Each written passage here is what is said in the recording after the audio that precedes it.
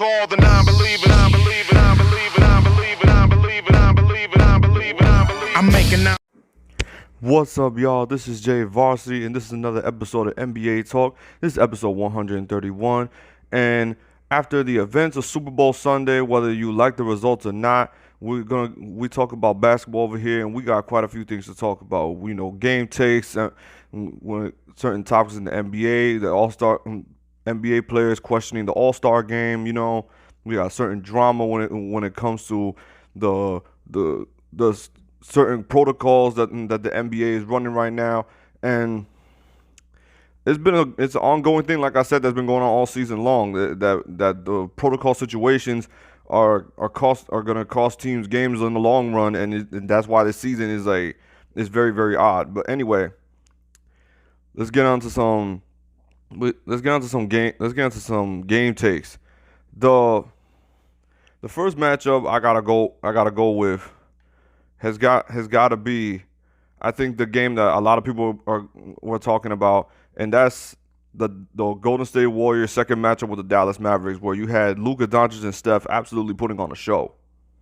Yeah, Luka Doncic putting up 42-point double-double, and then Stephen Curry with 57 points, 46 points in three quarters.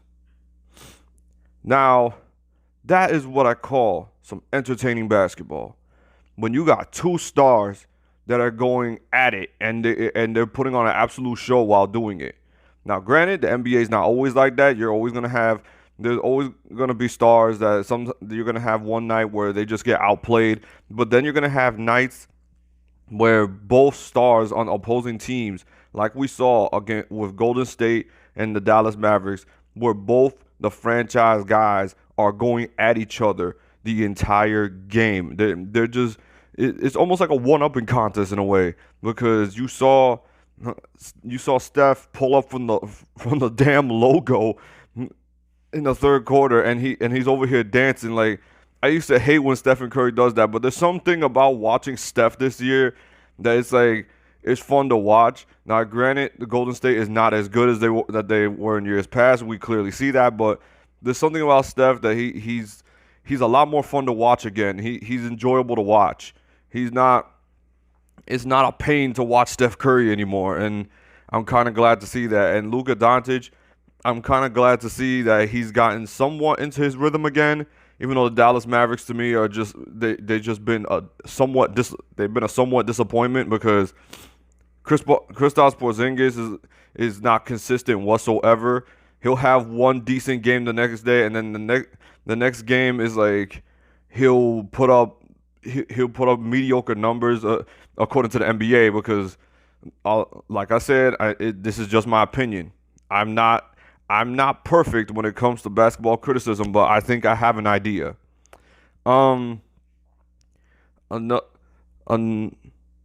But anyway, that was a classic duel between Steph and Luka Doncic. The next game I'm gonna get into is the Brooklyn Nets. The Brooklyn Nets had an odd weekend. I'm going to go over both the games that they just had on Friday and Saturday. The game against the Raptors on Friday, I think the whole protocol thing just threw them off. Pulling Kevin Durant and not letting him start the game, then letting him come back, and then pulling him out again. It was like, what the hell was that? Like, if you clearly didn't know the results, if you weren't sure, why on earth did you even let him play? You should have just said from the beginning, Kevin Durant can't play tonight or in the weekend whatsoever. Like, that drama was just unnecessary. It was absolutely unnecessary. We did not need any of that. It's just news that we did not need. Because maybe the Brooklyn Nets would have been more prepared to play this game against the Raptors without Kevin Durant, instead of giving them that hope that, hey, KD's playing tonight, but then as soon as KD goes out, their rhythm gets thrown off, so their whole game plan has to change up mid-game. They had to change their whole game plan during the third quarter. It was and then the Toronto Raptors, let's be honest, they took advantage of it. Pascal Siakam clearly was targeting Kyrie Irving. He was posting him up every damn possession, and Kyle Lowry just went nuts from the 3-point line. He just went absolutely nuts. The Toronto Raptors ended up getting a win in that case, and then Brooklyn had another game against the Philadelphia 76ers. Now, they made it clear as day that Kevin Durant wasn't playing in this game, but I knew straight from the jump that they didn't have a chance against Philly. Now, granted, it was a closer game than I thought, but then Philly pulled away in the fourth quarter, and that's kind of what I expected. I kind of expected Philly to do that, and because it was going to be a back and forth game, but then Philly was just going to assert their dominance in the fourth quarter. Joel Embiid putting up 33 points. You had Ben Simmons putting up 20, I believe. Their 3-point shooting, they couldn't stop it. They couldn't stop Joel Embiid in the post. The Nets defense, we're going to be talking about it all year round. It's just bad. Their defense is bad. When Kevin Durant is your best defender, then that is bad. That is bad in my book. That is very bad. Because Jeff Green couldn't stop nobody in that game against Philly. Ben Simmons was just straight attacking. There was nobody half his size to go at him besides DeAndre Jordan. And that was just... I just said from the jump, Philly's size is what's going to kill Brooklyn. And you saw it right there, clear as day. The next game I'm getting into is the Los Angeles Lakers and the Detroit Pistons. Now, I don't know about you. I have a different take about this Detroit Pistons and Laker game. This game agitated me. This game absolutely pissed me off. The fact that the Lakers went, and this is no disrespect to the Detroit Pistons. So any Detroit Pistons fans that end up listening to this episode, I'm not trying to offend the team. Obviously, you fight hard in every game. I've noticed that from the Detroit Pistons. You fight to the very end in every single game. That's just the Detroit way of playing basketball. They're not a slouchy team. But if you just look at their record-wise, and then you look team talent-wise, the Lakers should not have been in a double overtime against Detroit. LeBron James should not have to hit 2 clutch 3-pointers in double overtime. The game was already over, and they just let the game go again in the fourth quarter. Because I remember I'm looking at the play-by-plays, and I'm even seeing some plays because I obviously don't have League Pass and nothing like that, so I have to find other different ways to keep up with these games. And I'm just seeing that the Lakers are letting a double-digit lead go in the fourth quarter. I'm like, what is it when they play at home that they just can't play right? Because what I saw again when I saw with the Lakers when they played against the Denver Nuggets, they completely picked apart the Denver Nuggets in the second half. But then against Detroit, it was like I just don't understand. Now, granted, the Lakers did win that game in double overtime. They did end up winning the game, I believe, 131 to 124, I believe. But I don't think it should have gone that far. I don't think that game should have gone that far, and that it should not have gone to the double overtime. So I'm feeling kind of different than a lot of other people are. So yeah, that's just it. Yeah, LeBron James had 2 clutch free throws. Anthony Davis, he's been low-key frustrating me. He's just been low-key frustrating me because he kind of, how do I put this? Sometimes I think Anthony Davis forgets how good he is. Sometimes I think he forgets how good he is, and he plays sloppy, and the Lakers do play down to their competition. Because what I'm seeing from Anthony Davis is that he'll have nights that he'll just straight dominate, and he'll look like the most unguardable power forward in the league. And then you'll have days where he just has straight butterfingers, and he looks like he doesn't belong in the NBA with how much he turns the ball over. And then it just gets on my nerves sometimes. It's like, bro, AD, when you are in a situation like you are with Detroit, you can't be just playing around. Like, I understand the Lakers love to feed Anthony Davis in the post. They love to do that. But it just really frustrated me. That's just my opinion on that. That just really frustrated me. The Utah Jazz have won 14 of their last 15 games. That is absolutely insane.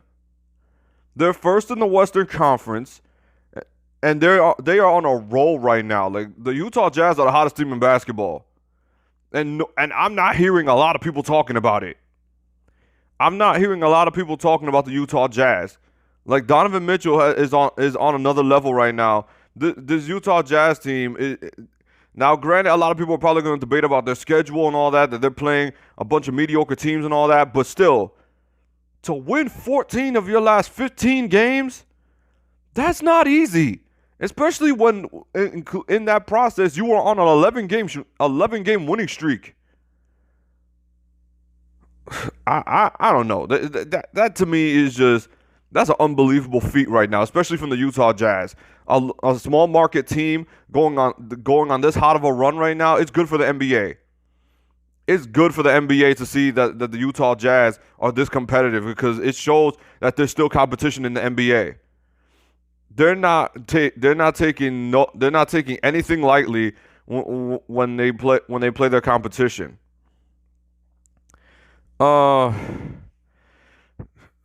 Yeah, I'm just been so impressed with the Utah Jazz. I just been so impressed with them.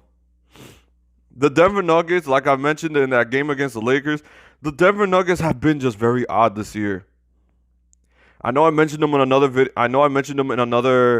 video, and I just been very confused with the Denver Nuggets. I've been confused with Jamal Murray, of all people, to tell you the truth, because let's be honest, Nikola Jokic is having a fantastic season. He's having a fantastic season.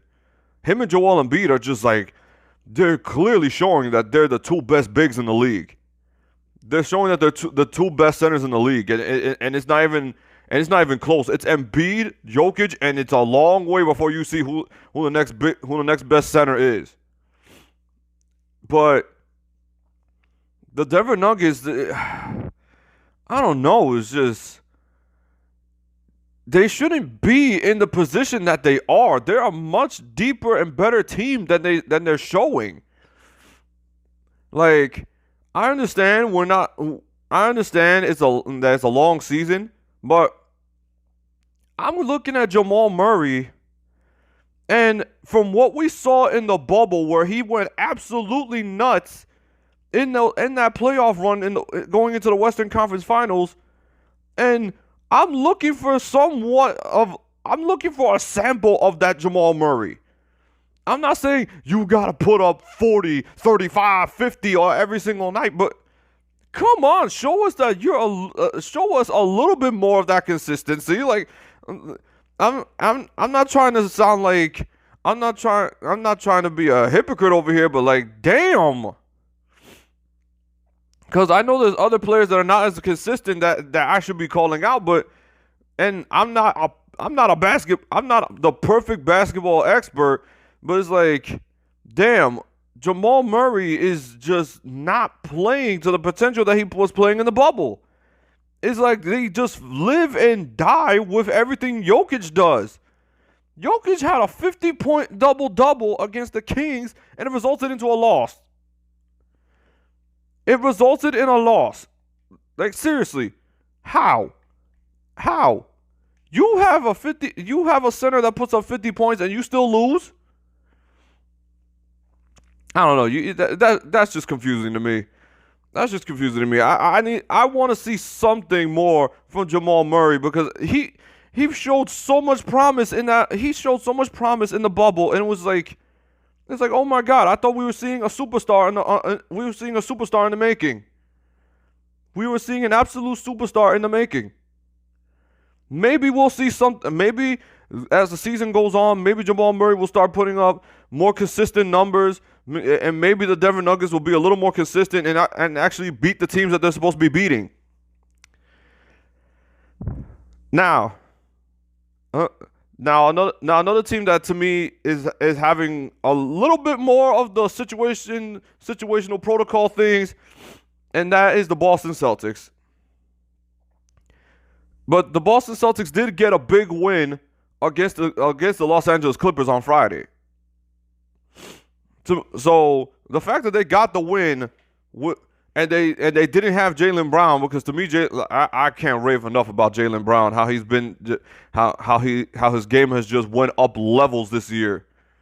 But then Jason Tatum, I thought Jason Tatum.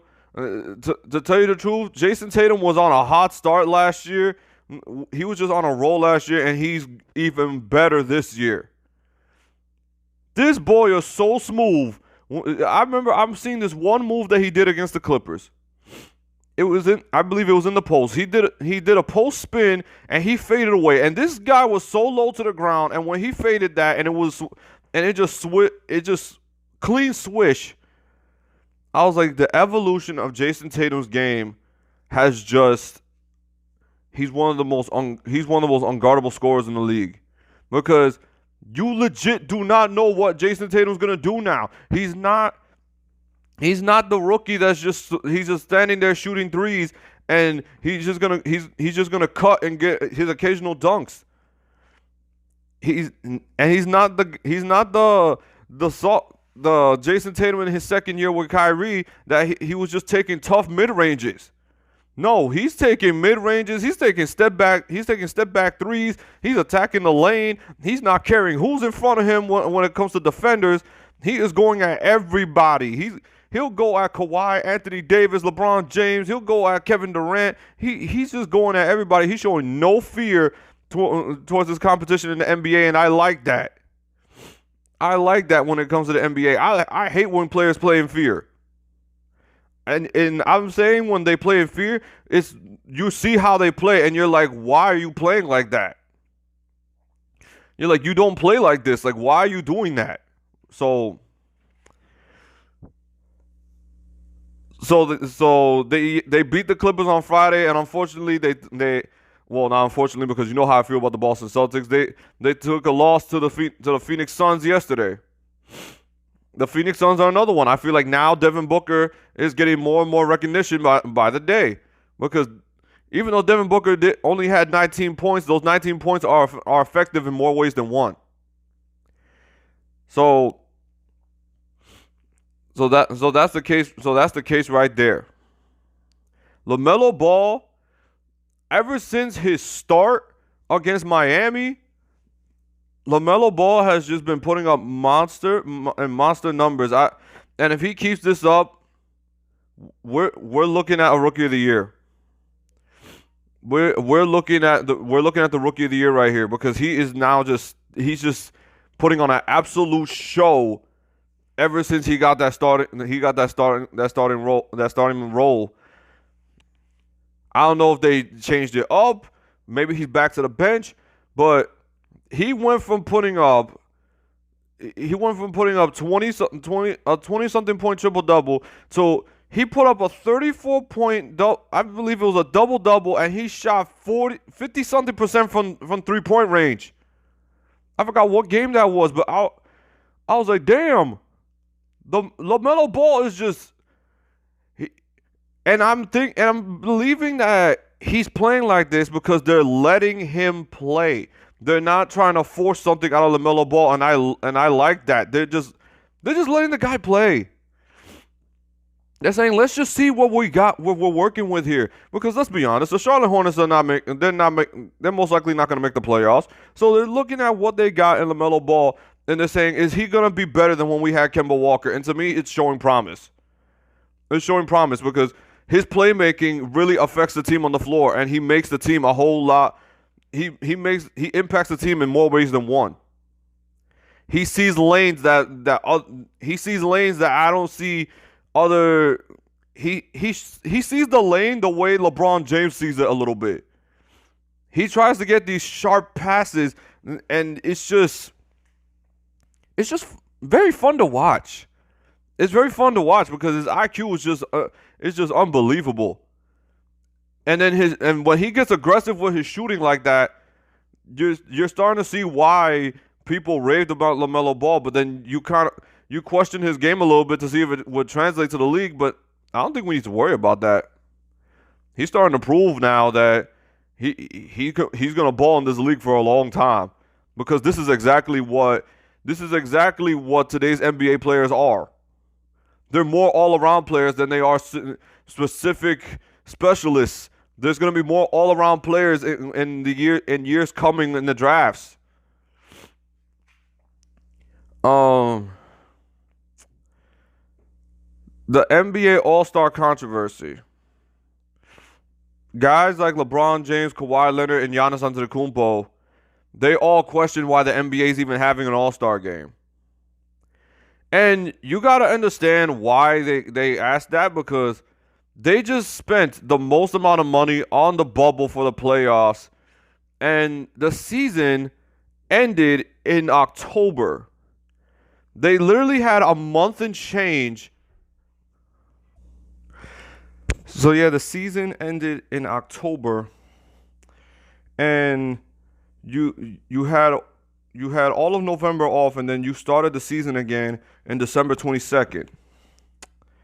So you could kind of understand why players are kind of saying, why are we having a season again? Like, I understand, like, not why we're having a season again, but why are we having an All-Star game? Like, use that game to make up for all the games that you postponed, because a lot of games got postponed this season, and you have games that you have to make up for, and I'm pretty sure it's gonna reshape the schedule, because you have to get those games in, because you have the Washington Wizards that missed a lot of games. You had the Memphis Grizzlies that missed a lot of games. You even had Miami, Boston,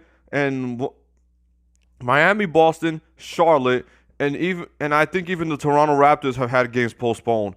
And it's just reshaping the NBA season, and it's affecting it in a weird way.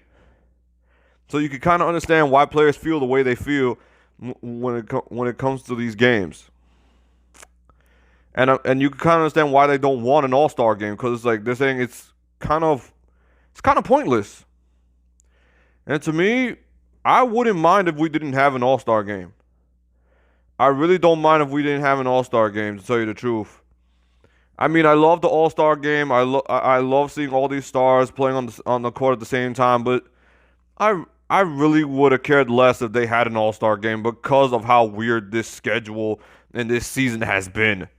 But that's just my opinion. That's just my opinion on that. That's my opinion. That's my opinion on that situation. The Miami Heat have been up and down once again. I don't think there's anything more I have to say about Miami, to tell you the truth. I don't have much to say. The New York Knicks acquired Derrick Rose, so they traded Dennis Smith Jr. and a second-round pick. The New York Knicks are they got something going on. They got something going on, and I'm liking it. But a lot of people are tending to disagree with the trade for Derrick Rose, because it's going to affect some of the young guys' minutes, and I see where they're coming from. I see where they're coming from. They got a nice young building project that they're going on the New York Knicks, and you bring in a veteran like Derrick Rose, and it would kind of mess up your process. But hey, to me, getting rid of Dennis Smith Jr. was a blessing. Getting rid of Dennis Smith Jr. is a blessing. I believe Derrick Rose is a much better player than when he was when he was on the Knicks last time. So maybe this will turn out for the best, because I think New York Knicks fans are looking very happy to see that Kristaps Porzingis is not turning out to be the player that he was supposed to be right now. They're very happy that he's not this all-around dominant big in Dallas. Like they're probably laughing and saying that they won the trade already. So I believe I covered what I need to cover already. So let me see. Hold on. Let me see. You Yeah, I believe I covered everything I need to cover. Any, anyway, I think I covered all the topics when it comes to the NBA. I know people probably weren't paying attention to it as much because it was Super Bowl weekend, Super Bowl Sunday, and even though the Super Bowl was very disappointing to me, you could agree to disagree. Not everybody's gonna like the outcome, but anyway, who cares? This is a basketball channel. Anyway, that's it. That's all. Like, comment, subscribe if you like basketball content. Hit the bell. Stay safe. This is your boy Jay Varsity, and I'm out. Peace. We got some non-believers out there. Make believers out of non-believers. Make believers out the overseers. Make them bow down.